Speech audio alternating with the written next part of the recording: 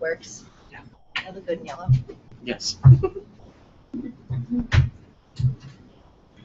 Hi everyone, welcome to Drupal Night, sponsored by BioRAFT. Tonight we have the infamous Moshe giving us a tour of Drush.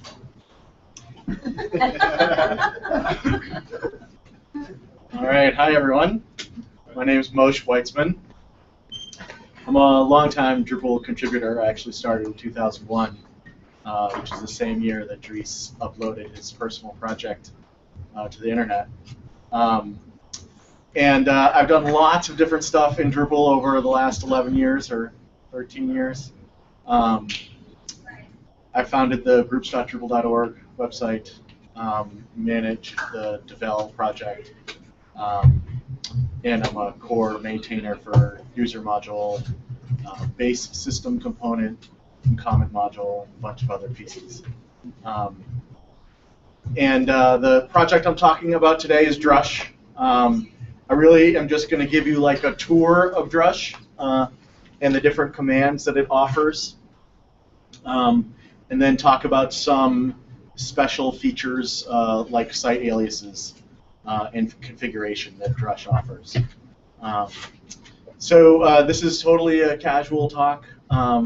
You guys can like interrupt me with questions, and that's totally fine. Okay. All right. I don't have any slides at all. It's all command line stuff.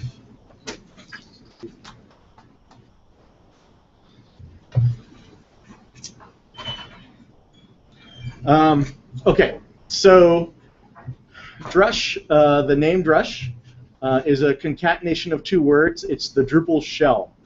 All right, so you guys have a good handle on Drupal probably, and what that's about. The shell is part of your computer or of the server where your website runs, where you can type commands in and stuff happens for you. So like simple things you do with the shell are copying files, moving files, and then you do more complicated things like make web requests and see what the resource utilization is on your server with a program called top and that sort of thing. So Drush, you can think of Drush as like an alternate user interface for your Drupal website. The public is going to be using the usual web pages that Drupal offers. All your content authors will be using those pages to put their stories in. Drush is a different interface that is more primitive. It's all character-based. There's no pictures and no web pages. Its main advantage over the web pages are that it's way faster to do the things that you want to do using Drush versus using web pages. So the kinds of things that you can do with Drush are like download and enable a module really fast with Drush. Not fast without it. You got to download it to your machine and upload it to the server and go to the modules page and enable it and wait for all the caches to clear, and it's pretty painful. It's so painful I haven't done it in years. So other things, you can change people's passwords. You can look up information about a user. You can see the list of active modules on your website. You can, in Drupal 8, there's more stuff you can do. You can change the config of your site, which is a new feature of Drupal 8. You can execute views and see what their results look like right in the command line in Drupal 8. In addition to all the core functionality that Drush ships with, lots of the modules that you're installing on your website also come with Drush integration, which means that they offer new commands that you can run in the shell and do all the stuff that that module cares about. So CTools has Drush integration so that you can export its configuration and features module and things like that.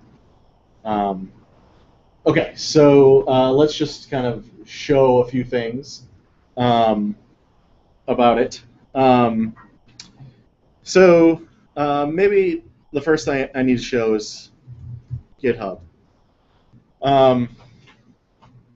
The home page for Drush is on GitHub. Okay, so unlike the contrib modules that you're used to interfacing with, which are on Drupal.org, this is not a module, so people get tripped up on that sometimes. It's like a whole application, so it stands outside of your Drupal site. It lives at this URL, github.com, drush-ops/drush, okay? And GitHub always shows you the README right after the code. So you can go here and you can read about what version of Drush you should be downloading. All right. Typically, you'll want to download Drush 6, since that is the latest stable version of Drush. Here it tells you how to run it, how to get support for it, how to install it. For installation, you have a couple different mechanisms. The easiest one is to install a program called Composer, which is like a PHP tool that runs at the command line. Go follow this link.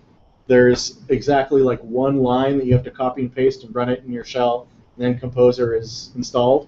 So if you've been dreading doing that or you know, avoiding it, it's really not hard. Once you have Composer, there's a little bit of configuration here that you want to do in your bash rc file, and then you can run this command, composer global require drush/drush.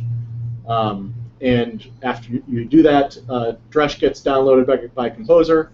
All of Drush's dependency projects get downloaded by Composer, and you have a working Drush. Okay. If you want to be a little bit more old school, you can like git clone the Drush project and then run Composer install from within the root directory of Drush, and that will work too. Okay. So there's lots of information here about how to install. So I'm going to assume that you get through that, and you've opened up your terminal, and you put yourself in the directory where your Drupal site lives, the root of your Drupal site. So in a directory here, you can see htd/d7. Hopefully folks can see that. Would it help for me to increase the font size, or it's good back there? Okay. So D7 is a clue that this is a Drupal 7 directory. All right. If I use the command ls, you can see some familiar files here: cron.php, web.config, xml, rpc.php. Those are not necessarily familiar, but they're there. Okay, so let's run a Drush command. Well, the whole name for this command is core-status. And when you run core status, you get a bunch of information back about your Drupal site, okay? And you get it back way faster than it took for you to go hunt around for it. So the first thing is your Drupal version. So this is 7.17-dev, which is a very old version of Drupal 7 that you probably shouldn't be running, but I am. It never sees the light of day. It's just on my machine, so it's not a problem. The site URI is kind of like the subdirectory under sites that's currently active for this request. Right? That's only important if you're running the Drupal multi-site feature. All right, here's 5 pieces of database information are the next things that get emitted. This tells me all about my Drupal database connection. And then it actually tries to connect to the database and reports that it's successfully connected. And in fact, the whole Drupal bootstrap was successful. Okay, so if you see Drupal bootstrap successful, your Drush is working perfectly, your Drupal site's working perfectly, you can go ahead and run any commands. They should be working. Okay. Drupal user, we don't really have to talk about too much. The default theme and the admin theme are reported. Lots of information about your site. Here we get into information about what PHP is set up like and which INI files are running for this request. One place where people sometimes get tripped up is that you can run a different version or configuration of PHP at the command line than what you do on your website. And when you do it that way, you are subject to subtle errors. So if you know what you're doing, it's not that big a deal. If you're getting errors, that might be why, because your INI is different for these command line requests. All right. The good news is that Drush tells you which files you have to edit in order to get them to match what's going on with your website. Here we learn which Drush version is running, and some stuff about Drush and its site alias files, which I'll talk about later, and then more about your Drupal site, what its root is, what its site path is again, temporary files, etc. Okay, so that's the status command. If you want to know more about what a command can do, that's where the help command is handy. All right. So I ran Drush help status. I get a description, provides a bird's eye view of your current Drupal installation. All right. Some examples of the ways you might want to run this command. Okay. If you add the word version at the end, you get the lines which contain the word version in them. All right. More like the keys, not the values. So you can see just a part of the status command. And you can, in fact, do things like I only want the key named config active, and -- pipe is a way to get it in a different format. Okay, I'll talk about formats later. So sort of more formal documentation, what arguments each command takes, and what options. All right. There's lots of options that are available to you. You can read about them.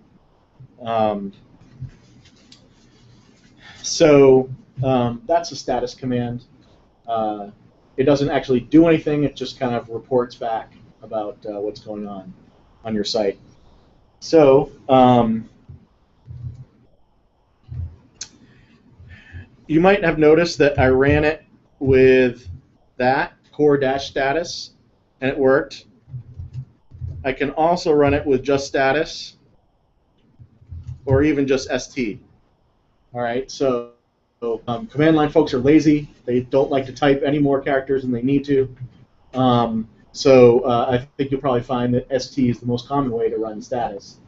Core -status is the formal name of the command. Status and st are called command aliases. They're all the same. You can use whichever one fits in your brain better and can be retained. Okay.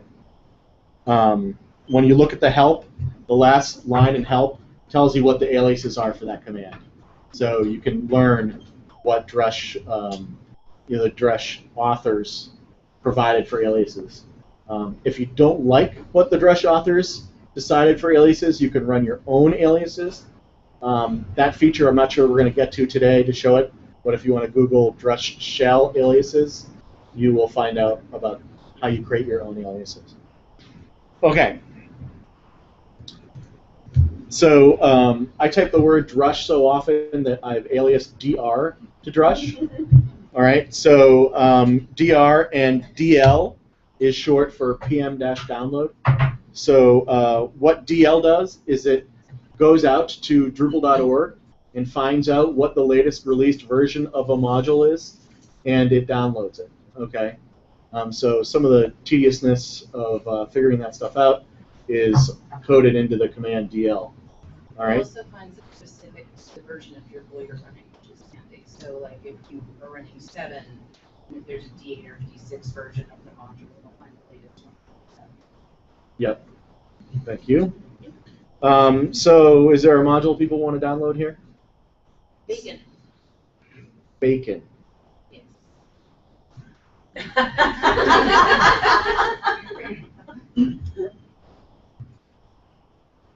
Oh no! It's only for 6. Sorry. It's an actual module. I'm not joking. Okay, something that has a release for Drupal 7. Media? Oh God. She's not exercise editorial control of your module selection. That's true. Okay, so you can see that was pretty fast. Drush figured out the latest release of media is this 7.x-1.4. Okay.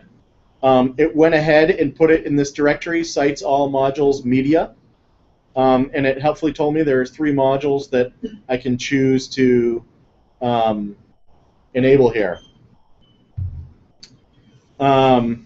So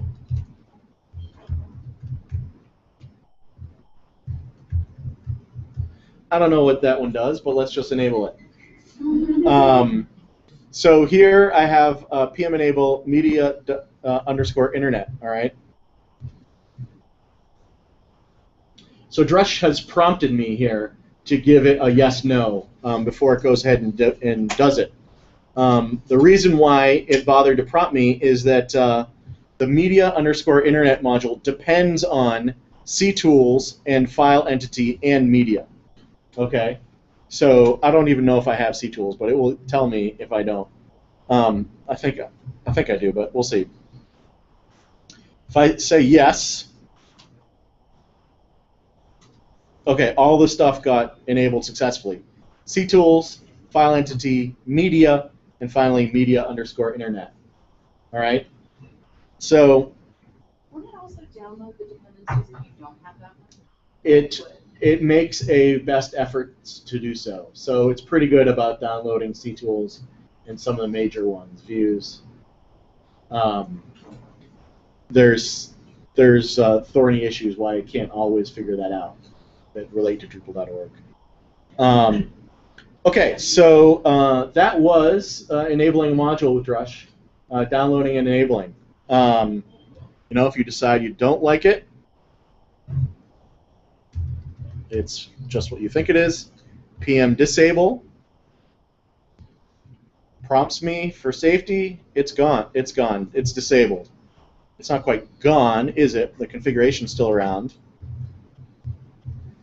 Module installation is also a feature of Drush. Okay. So going back to the PM enable, it's kind of annoying to get prompted with these "Do you really want to continue?" all the time.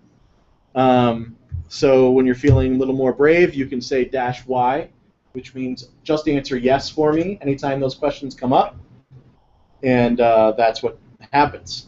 Okay. I trust Drush so implicitly that my alias for Drush is DY, and it does Drush minus Y, just default.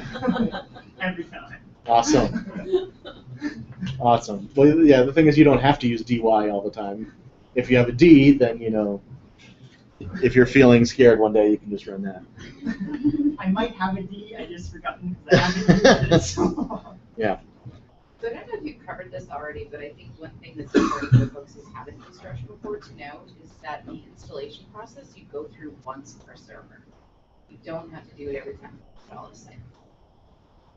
So what's really nice about it is that you can put it on your hosting server, you can put it on your local development server. You do it once, and as long as you're in a directory where where a Drupal install exists, you can use Drush forever and ever. So that's kind of a nice feature. Yeah. All right. Yeah. Thanks for clarifying that. Okay. So it's now time to just run Drush on its own without any command and see what happens. My screen is rather small here, so I have to scroll all the way up to show you where we started. If you run Drush by itself, you're implicitly running the help command. So you get lots of information about what you can do with Drush. All right, you get a little bit of help text at the top here about how to get information about commands. Drush help command. There's a set of options, global options that are valid for any command. All right, so you have seen me run commands with arguments. Namely, I ran pm-enable with the argument media_internet. The command line, for whatever reason, distinguishes between arguments like that media_internet and options, which is --yes. Okay. So here are more dash things that you can choose to use. Dash debug is handy when you're trying to figure out what's going on. We saw dash yes before. It has a dash no, which is for paranoid people, unlike Ben. And here's the yes. So the main usefulness of the help command is to list all of the other commands. So that, you know, every night you can try 3 or 4 of them before you go to bed. And like a romance novel. yes. And try out all their options and really get to know them. Like a choose your own adventure, really. Yes. Yeah. What happens if I stop this one? Yeah. So I really can't go through all of these. There's a lot of commands. They're quite helpful. And in order, you know, when you start using Drush, you only use a couple of them, and that's fine. But I think over time you find usefulness for a lot more. Archive, dump is a really cool way to move your site from one place to another. It tars up all your code, tars up all your files, and a database dump into one file that you can move somewhere and use the archive restore to restore it back. Okay. Is that a snapshot of your website? It is a snapshot of your website. Yeah. Okay, so you guys will peruse your list. I should say that not everyone's list is the same here. This is a directory of everything that I have on my machine for a given Drupal site or for this server in general. You can download files called Drush command files that enhance your whole Drush installation. And you put those typically in your home directory in a hidden directory called .drush. And then those commands will be available for any Drupal site on that server or on your machine. Okay. So I have lots of contributed commands here in addition to the commands that Drush ships with. Here's the feed. There's generate users, generate content. Yeah. Okay. So the devel module comes with a bunch of commands. Generate content. If you're building websites and you just need your nodes populated so that you have titles and bodies and the client can see what you've been doing, generate content is really good for that. And in order to get reasonable content, you need terms and users and vocabularies, and all those commands are available also. Can you show Drush up? Yeah, I think we have to work our way to up. Okay, so one thing I haven't really talked about is we have SQL integration or database integration in Drush. So we can do things like run queries against our database right here. That is Drush SQL query.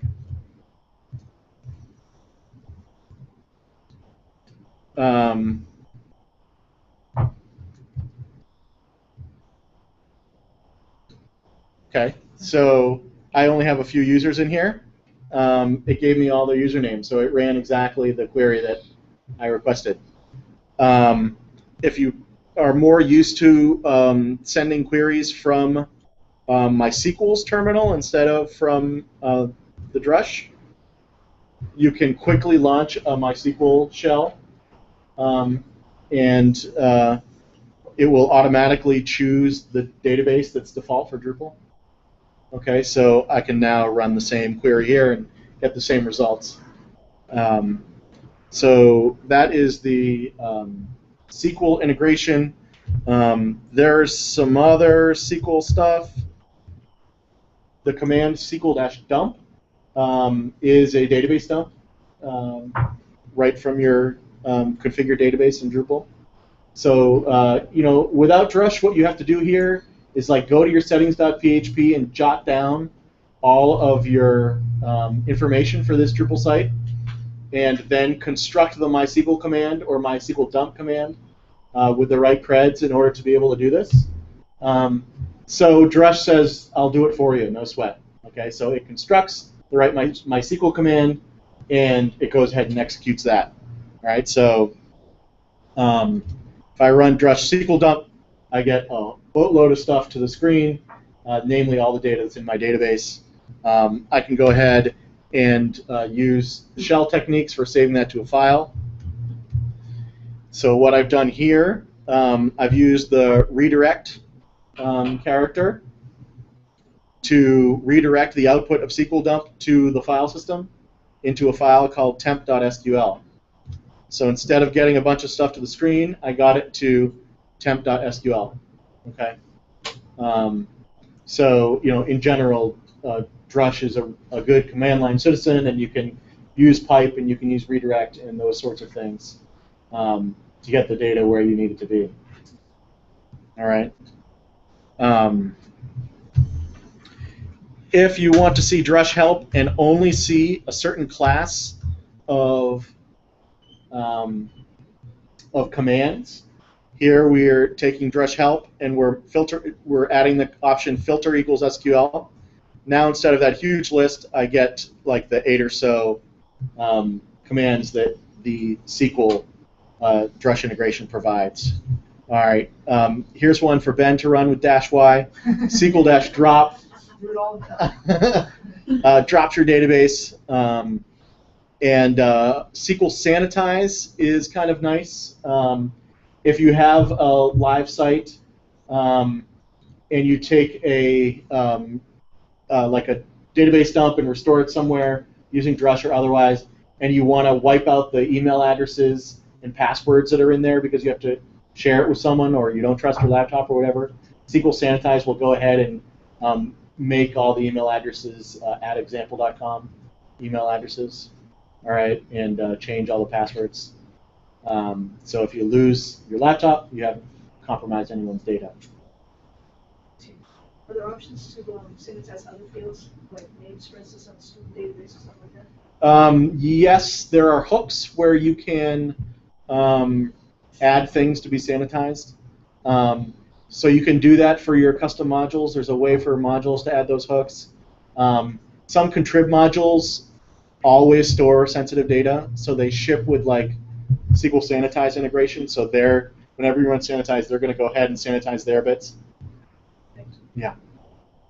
It's just worth noting on SQL Sync how it dumps with rsync. When you want to dump your files the same way, it's impossible to find this command because it's called rsync or core rsync or whatever the heck it's called. So when you want to dump your files in the same way you can dump your database, which is going to be more useful if you're actually asking people to have one site written down. But anyhow, that's rsync and like a % files option. I pretty much have to look that one up every time. All right. On rsync, if you want your files. It's not called files. Yeah, so this SQL-sync command is really handy. It does a bunch of steps for you, but the end product is that you can take a source database and just copy its contents to another place. You can take prod and copy it to your machine, or you can take your machine and copy it to prod, which might be useful if you haven't launched your site yet. So that's what that's about. And that's why I use SQL drop with the -y option all the time, because I actually want to drop all the tables. Because the little interesting thing about MySQL is that if there's a table that's local that's not on your production, it doesn't get dropped. So this matters if you're doing development and you want to create a table and you've done it locally and now you want to see if it still works and you try to create it again, it's going to break because of it. So if you want exactly what's on your production server, SQL drop and then SQL sync. Cool. All right, so that's the SQL commands.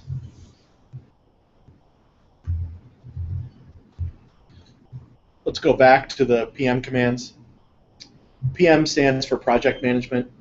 It's about downloading modules and themes, which Drupal.org calls projects. Also calls them extensions in places. It does. plugins. So you've seen download, disable, enable, info. I haven't showed yet. List. We had a request for update and update code. Okay. So let's download another one. But use some. I actually have to look this up because I don't remember. How do you get the choice list of which version you want? It's select?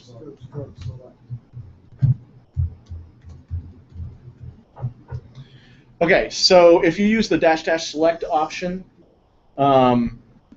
you will get other versions of Devel. So this is kind of an interesting choice of versions. But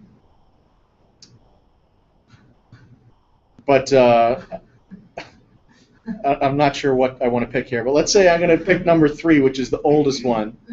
And download that. Of course, I probably already have Devel, so that might go poorly. Yeah. Okay, so it sees that I have it there. Do you want to override it? Yes. Okay, now I have the old version. All right. So that's cool.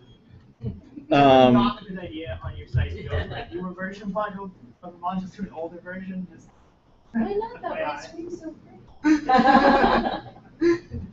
nice calming, soothing white screen. All right, so the next command, update code, pm-update code. That's going to scan your site and look at which modules are out of date. And it's confused about my Devel. All right, so something that you will run frequently is cc all drush cache clear. Cache-clear is the full name of that command, and all is the argument that says wipe all my caches in Drupal. So let's try it again. I don't know if that's actually going to do anything. It isn't. Okay, so. What about just, so is update code different than that? It is.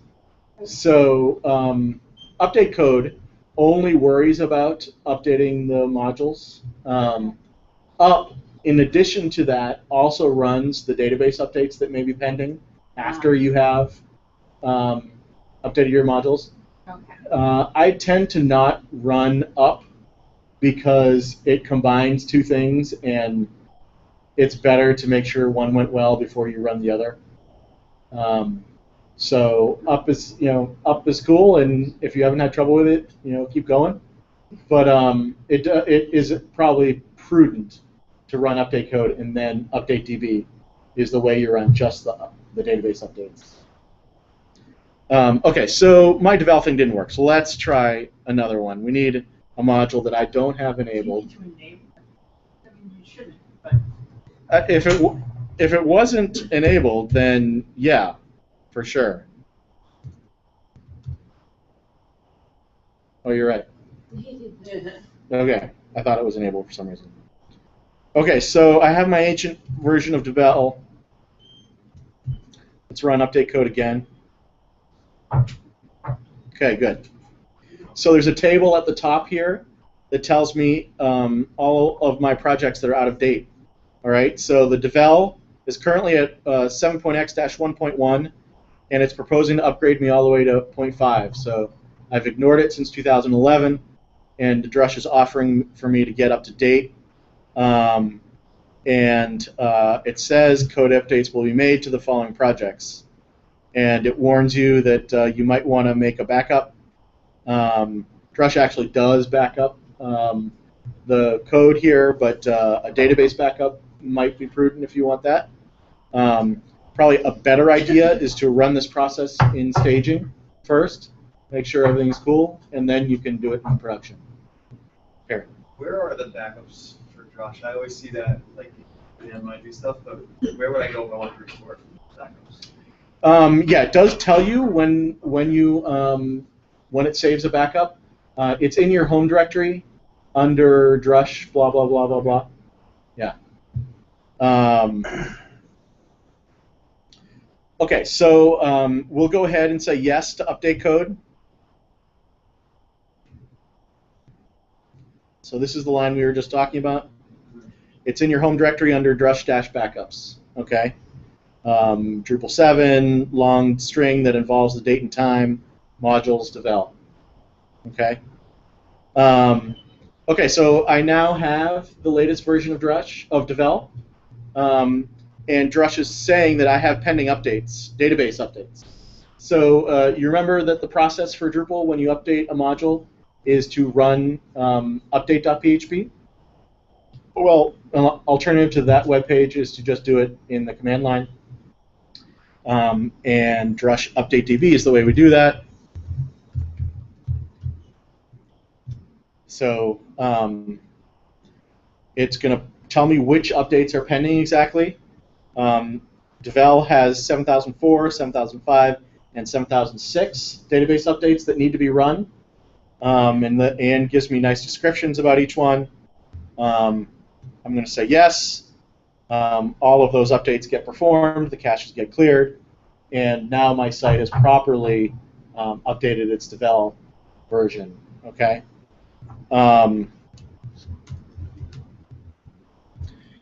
The PM-information or PMI command, you tell it what modules you care about, and it gives you information about them.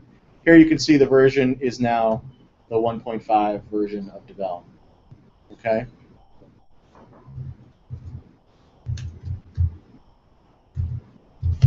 More commands. No. PM-list. List, I think, is what I wanted. Okay. All of the modules on my site and what their status is. So if we look at the headers at the top here, the actions permissions module is currently not installed, and here its version. Chaos tools, bulk export not installed. Chaos tools is enabled, and so forth and so on. Okay, so if you're looking for a bird's eye view of your site and all of its projects, here it is. So you might not want a huge table like this all the time. So what you do is you run the help command with PM-list. A shortcut for doing that is to just add the option --help or -h at the end of any command, and it goes ahead and gives you information about that command. All right, so I can say just --core, and it gives me no contrib information, just what's going on with my core. Status, I can say just give me enabled or just give me disabled. I can say give me only themes, a lot of stuff. Okay, so you can really whittle down the information that gets returned. That's a general pattern for Drush. You'll want to explore the options that are available and use the right ones that fit your need at the time. Okay.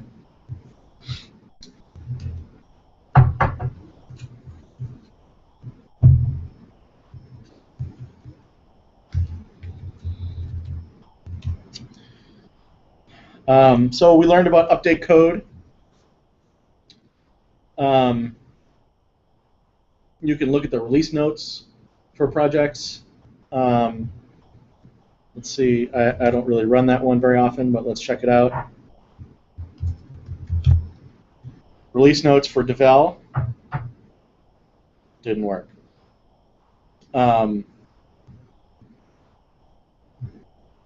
Okay, something's busted. Happens. That one relies on the XML that comes back from Drupal.org, so it's possible that their release notes are not really the way they used to be when this was written. Okay, well that's enough about PM commands, I think.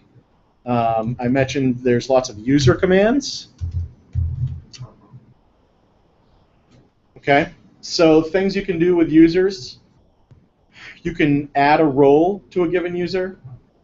You can block a given user, which is to say they won't be able to log in anymore.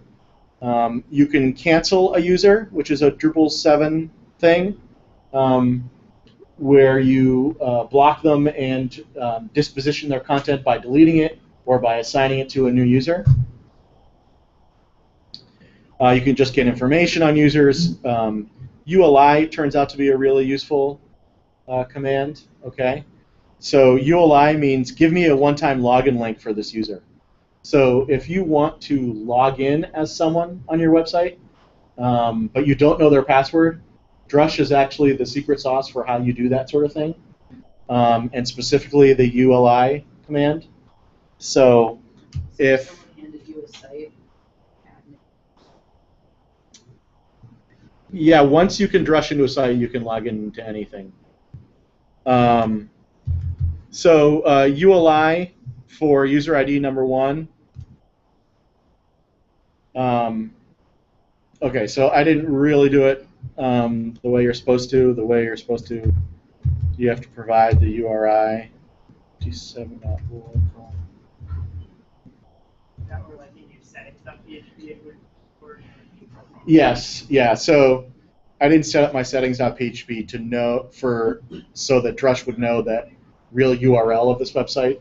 It's typically not necessary, but for these commands that launch your browser, it is necessary. So ULI by default will launch your browser and actually go to the one-time login link. So there you go. I just logged in as admin, which is pretty badass. I can log in as anyone else. I assume I have a user number 2 on here. Yeah. Yeah, the browser is not as smart as Drush is. So I'll log out and then come back and say, yeah, well, it didn't actually let me in. Well, yes, it did. I'm on the edit page.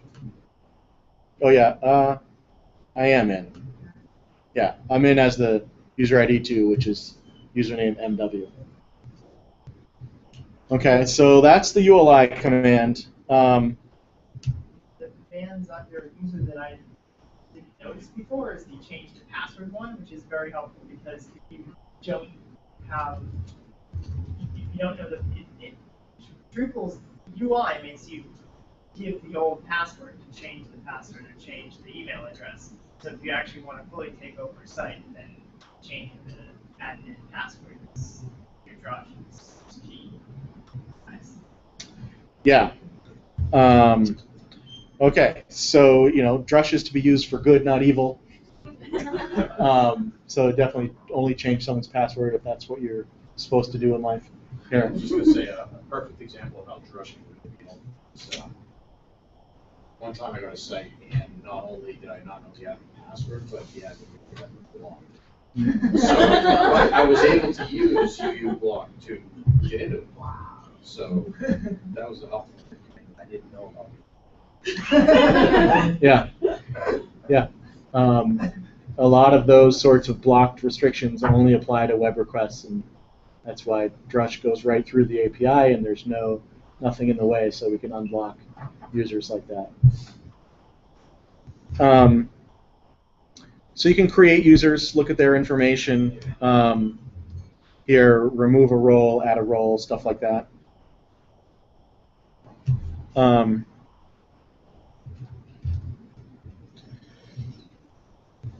So there's another really popular command called make.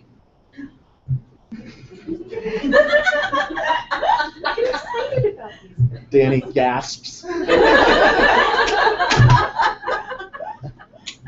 I actually am not really a big make user, although 80% of the questions about Drush are around make, so there are a lot of make users. So what make does?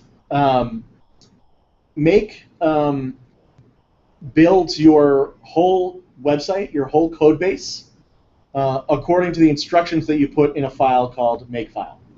All right. So makefile is just a text file, and it has a list of projects that you want to be downloaded, which version of Drupal core, and what projects you want. Okay, so you say I want Drupal 7, just give me the latest. That's fine. And I want Devel version 5, and I want CTools version 4, and I want Bacon latest. And furthermore, you can put instructions in like and apply these 3 patches to those projects because I always need these patches for what I'm trying to do. So it's a recipe for building your website, and then Drush Make just runs through line by line and downloads them and puts these projects where they need to go. We'll also download some external libraries too. So like you use jQuery, like if you want to update your jQuery, use the latest version of Modernizer, always have funnels on the site. Like you put in the URLs for that, and it'll just pop up to your libraries together. Yeah. So the way people use Make is it's often used so you don't have to keep lots of Drupal code in your version control repository. You just keep the make file in there, and you let the Drupal maintainers worry about their own contrib modules. And you might have a repo for your custom stuff. In your make file, you say go get such and such custom module from this repository, and it will go and do that. It knows how to go into Git repos and get stuff out.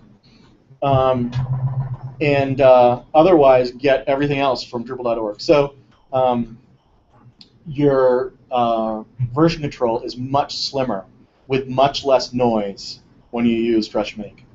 All right? It's kind of a preference thing. The disadvantage of not having all that code and all that noise in your version control is you don't see as clearly what changed from version to version in the contrib projects. But that's either a feature or a bug, depending on your frame of mind. So that's Make. I don't have a Make file to run it for you, but it's pretty cool. So there's some migrate commands that caught my eye here. Migrate module is a kind of a specialty module for Drupal that you use to take content from other systems and migrate it into Drupal. All right, and it has pretty good Drush integration. So this is an example of a module that offers a bunch of commands that are now available to Drush. And in fact, the main way to integrate with the migrate module is to run the migrate import command that we see at the top of the screen here.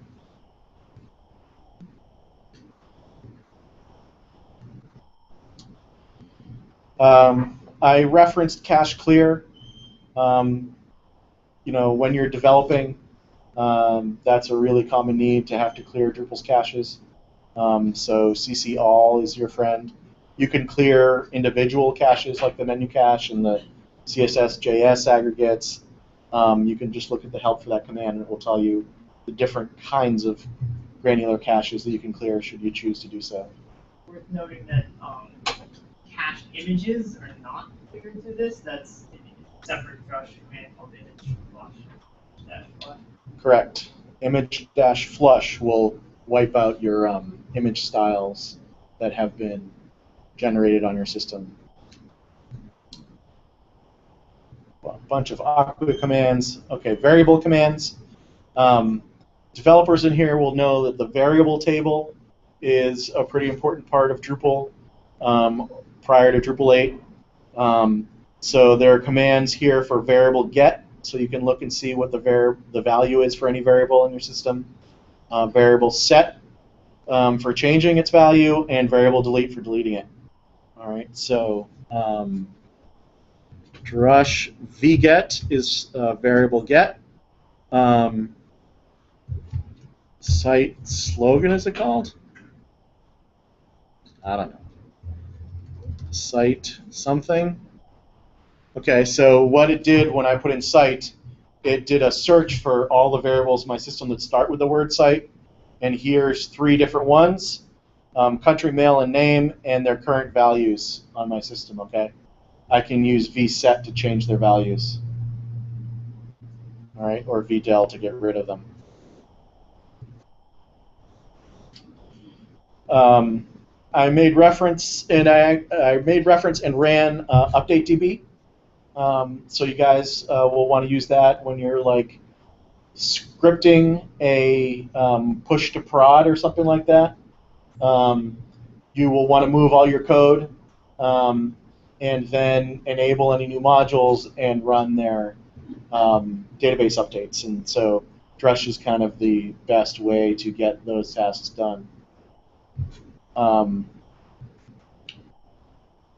Site SSH I want to talk about, but not quite yet. Site install is pretty useful.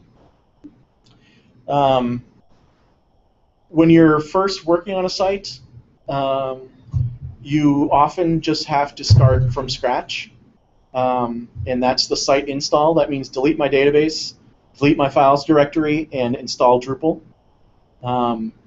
And so that goes ahead and does that.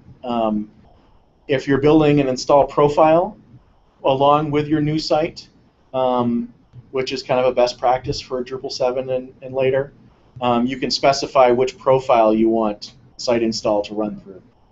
All right, so it defaults to the standard profile, which is plain old Drupal. Drupal also ships with the minimal profile, which you might care about, but more likely you would want to run your own custom profile. All right. What's the difference between a profile and makefile? Makefile is just download the code, right? Correct. And then you have an install profile along with it that activates everything. Yeah, install profile is, it makes changes to your database. It creates content types. It creates users, fields. So it can, Make can't do that stuff. Make is just about getting the code base ready. Then generate make, roughly covered this already, but generate make actually takes something done and creates a make file from that site. Yeah, so that's a pretty handy feature. Yeah, it's especially nice if you do the same kind of site all the time. So like if you have a standard corporate site with a couple of content types and like a few modules that you always use, and get it ready, generate make, and then you've got a make file. Is there something similar for an install profile where you can like generate? There's like profiler module and so forth, but they don't come with Drush. Okay. I think that other people have built stuff for that use case.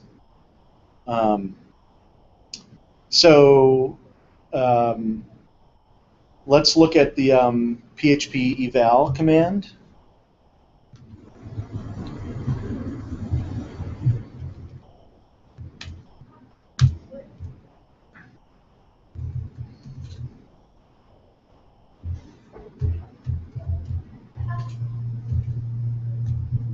I don't know if this is really going to work on the first try.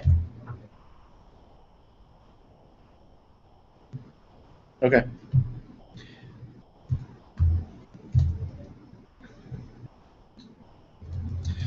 So what PHP eval does is it runs arbitrary PHP code in your website and shows you the result of that. All right. So eval will go ahead and bootstrap as far as it can. Usually we'll do a full Drupal bootstrap. So every module is available to you, every API you might want to call, and you can go ahead and see what's going on. So you can do printr and then the function user roles. This should work. And here I see what roles are available on my website. So if you just know what code you want Drupal to run, but you don't feel like making a module for it and enabling it and all that kind of stuff, you can just use eval.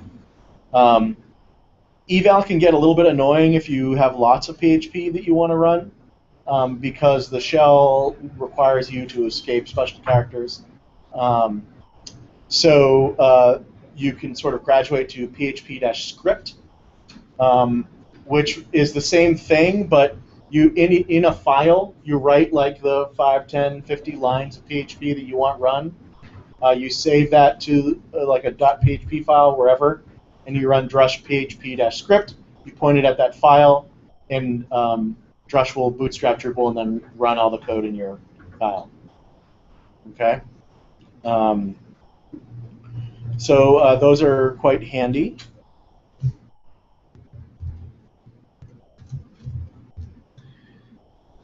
So I just ran Drush and piped the output to the shell command more.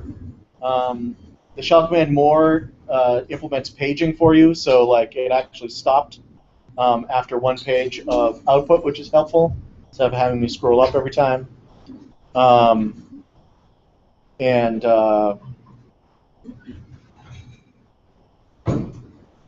cron command runs the cron for your website, which can be handy in scripting to not have to like do a web request to cron.php and put a special token on it. Instead, you can just run drush cron, and you don't need any token, and it works on any site. And you schedule that to run every hour or whatever you need, and Drupal's cron will get run and everything gets cleaned up.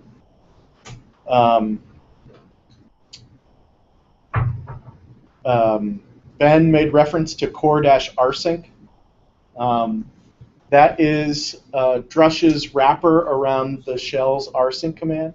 Rsync is all about transferring files efficiently from one server to another. So like if you want to take your files directory and move it from one server to your own machine or vice versa, core rsync is really good for that. All right. Okay, so I want to tell you about the topic command. Am I supposed to end at any particular time, Michelle? No? Because this can take a while. Yeah, okay. All right. Drush topic. So Drush topic is another form of built-in help for Drush. It's like longer form help than what the help command will give you. And it's lots of help that's not specific to a given command. So here we ship with 24 topics. This is another thing you can do right before bed, is read some of the Drush topic help. Once you've mastered the commands, you might like 7 or 12 or 15 here. But it tells you ways to extend Drush and how to write a command file and so forth. Is there a file, alias file too? Yeah, yeah. So that one is in here. Example makefile. But you asked for the alias file. Yeah. Site aliases, overview on creating site aliases, example.aliases. So it's docs-aliases. So basically I can enter 23 and see it here. I can see what an example alias file looks like. I should say that just a lot of the help that's in topic, you can also find it in the docs directory inside of Drush. So it's 6 in one, half dozen the other. You can read it through topic. You can read it through your file system, whatever you prefer. Okay. I haven't really talked about site aliases, but they're pretty cool. So there's another file that you can have in your Drush installation called aliases.drushrc.php. And you copy that from the examples directory and put it in your hidden directory .drush. The benefit of having an aliases file is that you specify all of the remote Drupal sites that you typically administer. Okay, so you can say my production site is over on Acquia or Pantheon or Black Mesh or wherever. You put in the remote host information, and then something really pretty magical happens.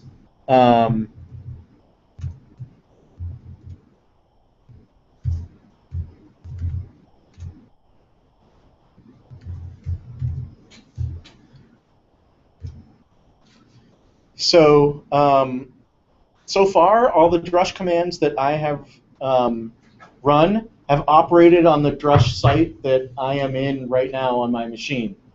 Drush has the capability to go out to any server out on the internet, SSH into it, go run the Drush command that you specified, and show you locally the results of the output.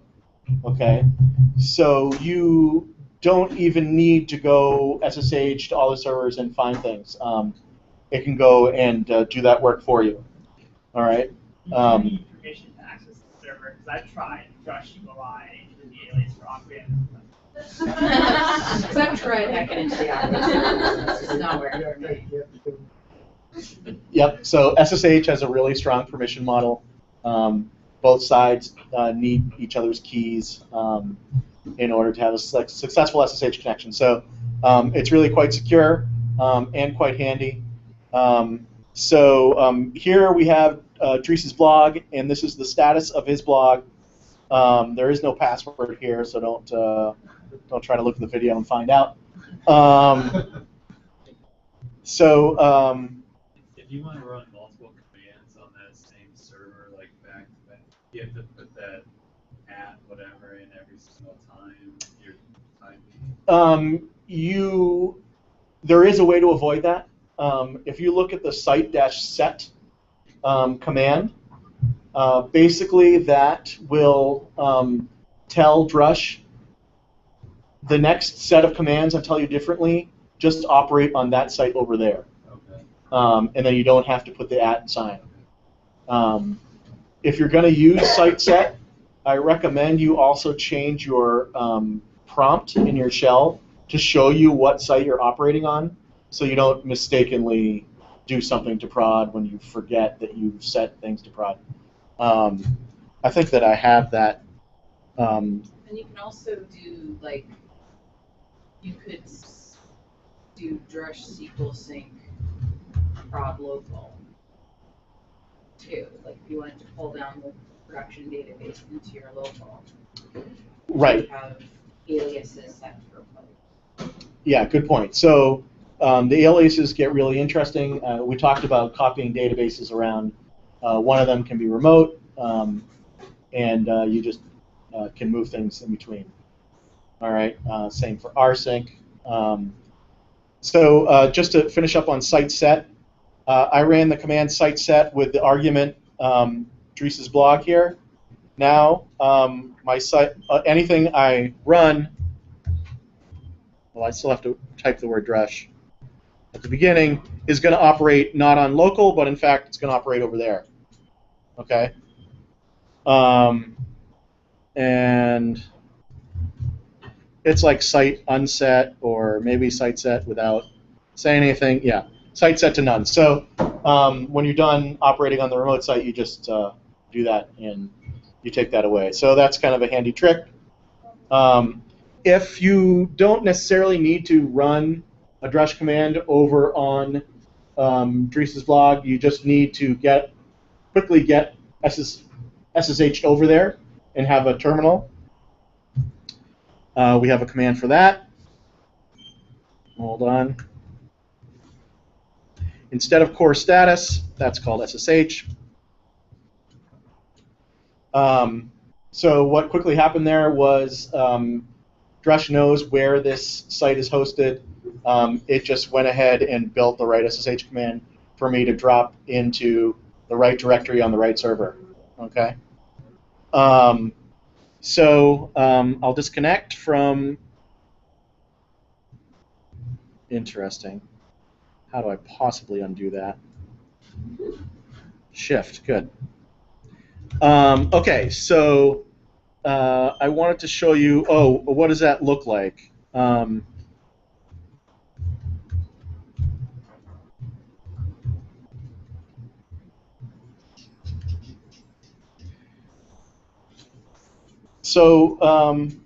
When you're specifying a site alias, it's simply just a big array, or not even that big, that you put in your aliases file. All right, you name the site, in this case bytart.prod. You have to tell Drush where on that server your Drupal site is, so that's what the root key is for. Here you see root. The next interesting one is URI, which is like which subdirectory under sites, in case you're running multiple sites, should be consulted. Remote host is exactly the address of the server that runs this site. Remote user is which SSH user should I use when I'm connecting that site. All right.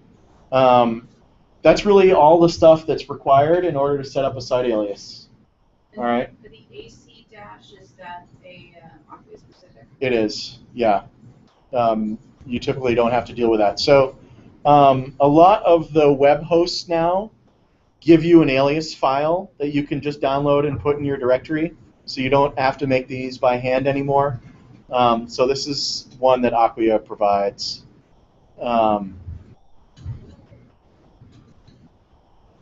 So yeah, site aliases are definitely like a primary concept in Drush. Whenever you start working with sites that are not hosted on your machine, it gets more interesting. Maybe I'll stop right there, and we can just talk a little bit about Drush, as a group, and then we'll call it an evening. But I've certainly been demoing for a while now. How are people using it? Any questions out there? Most recent things I've been doing with Drush are responsive migration stuff, done internal